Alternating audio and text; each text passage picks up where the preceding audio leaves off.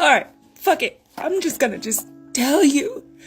I'm tired of having to keep my cool all the time and people still fuck you over. So, I've been having car issues, okay?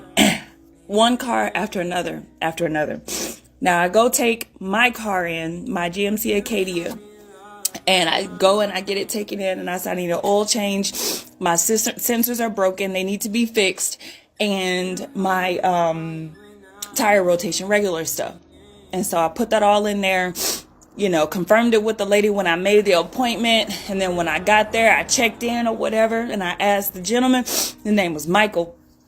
And I asked him, I said, how long is it going to take? He said about 2 hours. I said, okay, to get all the stuff done, the sensors, blah, blah, blah. He was like, yeah. I said, okay. So I walked 25 minutes to the mall because I wanted to get my steps in. So I walked back and I see that the prices aren't adding up or whatever.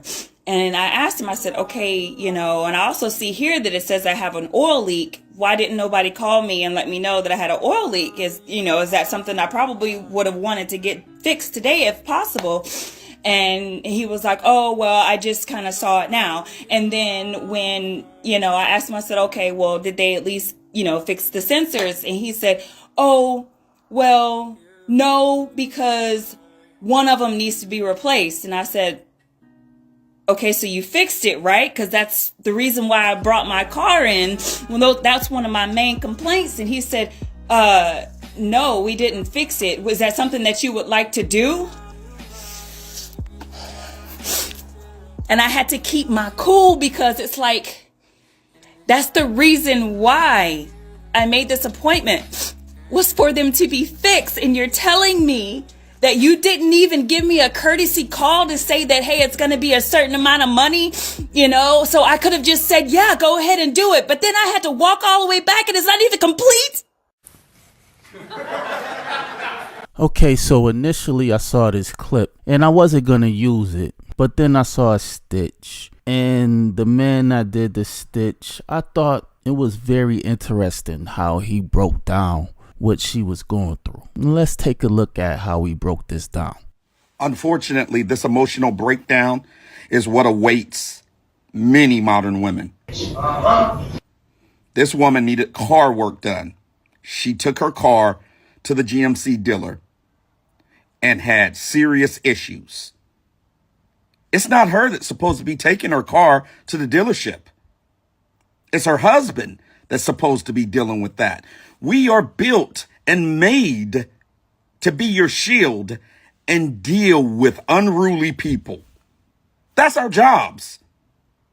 You guys have let people lie to you and tell you that you don't need a shield. And you spend all of your time trying to be a man and a woman. And this is the result. You break down. And she's not tired physically. Her soul, her heart is tired.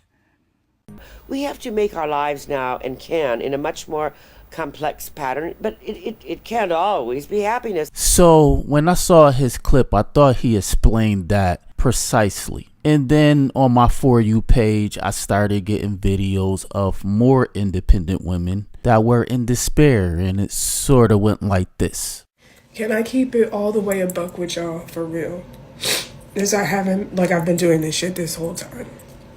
I want to go into what it's really like having depression. Because I feel like people tell you it's just not being able to get out of bed and shit like that, but it's so much more than that. There's the aches and the pains and the ideation. And sometimes the inability to cope with just regular shit. So for the life of me, I've never understood why people fake or pretend to have depression, because it's incredibly debilitating. It's incredibly debilitating. I hate the fact that I wake up most days and I hate the fact that I wake up most days. And I know that that's the depression talking. I know it's an illness of stuckness. I know you're supposed to get up and move. But when you just don't feel like living, what's the fucking point of doing deep breathing? Like, I sit in the space and hold the space for my clients, which I can't even do now. Because I'm too fucking burnt out. And we sit and process what it's like, but to actually experience this shit is way the fuck different. It's way different. Like, you have gaps of time where that you like don't remember. We could just stick with the ideation. I think that is the worst of it. That is the worst of it. It doesn't matter how you feel about yourself. It doesn't matter how much you love yourself. It doesn't matter any of that. When that depression wants to fucking kick in, you don't want to live anymore. Bruh, I wasn't gonna use this clip either, but when I saw a thought in her headings, I said, what the hell is this? Wait, what the hell is this? So she must be having regrets about her thought activity, and it drove her into depression. But this is the age we live in, is sexually liberated, and women are told to be sexually free in their youth. And this is the result: depression. According to women, their grandmothers and their mothers said, don't worry about no man, don't worry about being married young, you do you. And this is the results. It's driving women into depression. Just the freedom to think, to be, to choose, to face life and the diversity of it and be a person. That is the major change. I truly cannot catch a fucking break. Look at this. If you're a lot luckier than I am, let me explain to you that is a critical engine fucking failure. For the second time in the 2.5 years that I've had this piece of shit Kia Soul. This is a brand new engine, maybe 30,000 miles on it, with the exact same defect as the last one. Last time this happened, they had to import the engine, and it took damn near 2 months for me to get my fucking car back. Wasn't as big of a deal then, because I had somewhere to live at the time. I do not now. I am in here. And if this happens again, if it takes them this long to replace the engine again, then that's it. That's it. I can't work. So I'm not going to be able to keep up with my payments. I'm not going to be able to do anything, and I'm not going to be able to start over because losing this car is going to ruin my credit so fucking much that the only way that I'll be able to buy a car again is with cash, which is not an amount of money that I will ever be able to get because I can't work. I can't do this. I can't do this. Oh my God. I just want to know what I did to deserve this life. Like, what God did I piss off? Seriously. Okay. I can't fucking do this anymore. Don't mind my hair. Okay, so if I don't find somewhere to live, I'm about to be homeless, right? I really don't have time. Like, no time at all. So my mom calls me, mom's like, Kia, you know you can come and live with me. I love you, Mom, but I can't. Because see, when you want to do something and you're so sure and so spiritually guided, you figure it out. I'm not afraid of being homeless. I've been homeless before. See, when you accept something less, it's because you have a fear of doing something greater. I'm not scared, and I'm not afraid. Don't be afraid. And you spend all of your time trying to be a man and a woman, and this is the result.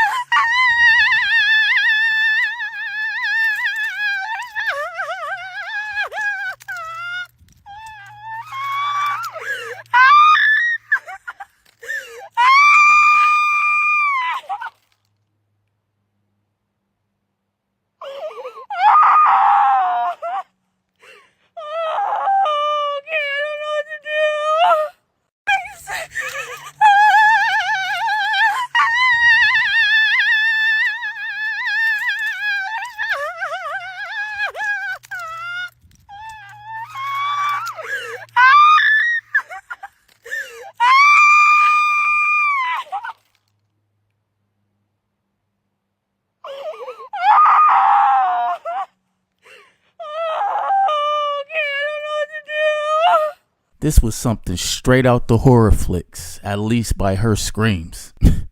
A man in those situations would just think logically, call AAA, call a tow truck. I mean, her phone wasn't dead, and it tripped me out how she just had to get that on camera. God car slips off the road and your first reactions is, I need to record this for TikTok. Even in the movies, men are expected to go into town and find help, but women don't see the importance of having a man. Yeah, okay. Do you think men are important? Like for what? We'll take a break. We'll be right back.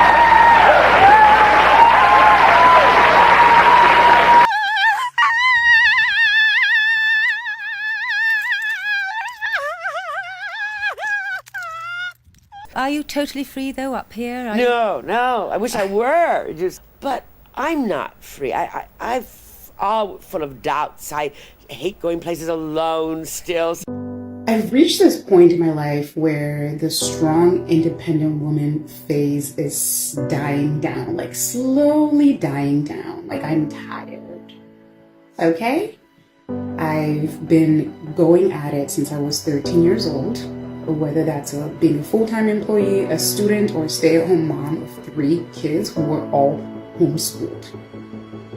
Me, I'm tired. And I've reached this point in my life where I have to really listen to myself. I have to listen to my body, and my mental health is more important than trying to do it all on my own.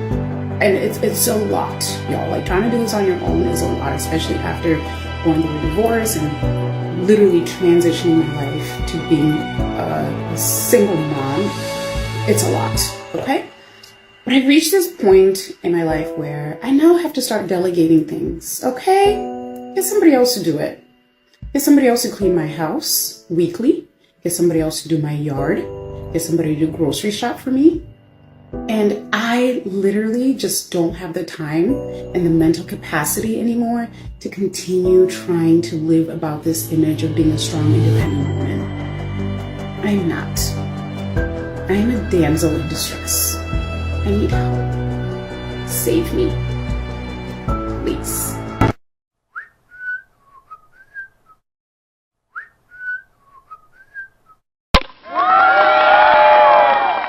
You know, everybody's always like, oh, I'm gonna make it out the hood. I'm gonna make it out the hood. You know who gonna get me out the hood, bitch?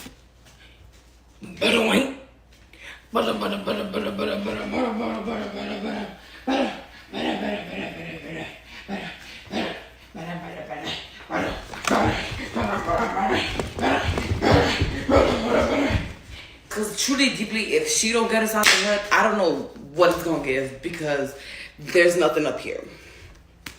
Nada, zero, zilch. Settle, nigga.